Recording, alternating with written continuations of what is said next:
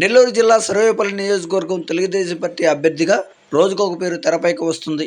మొన్నటి వరకు టీడీపీ అభ్యర్థి సోమిరెడ్డి అనుకుంటున్న తరుణంలో ఆయన శిష్యుడు పెళ్లకూరు శ్రీనివాసరెడ్డి పేరు తెరపైకి వచ్చింది.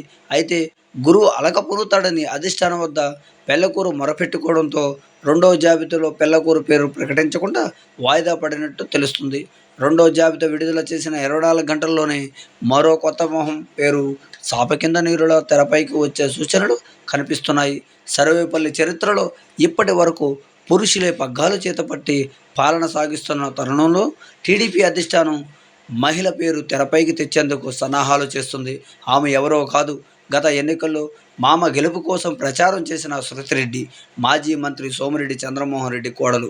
ఏమాత్రం రాజకీయ అనుభవం లేని మహిళకు మంత్రి కాకాని గోవర్ధన్ రెడ్డికి పోటీగా టీడీపీ ఎన్నికల బరిలో నిలబెట్టేందుకు కసరత్తు చేస్తున్నట్లు సమాచారం.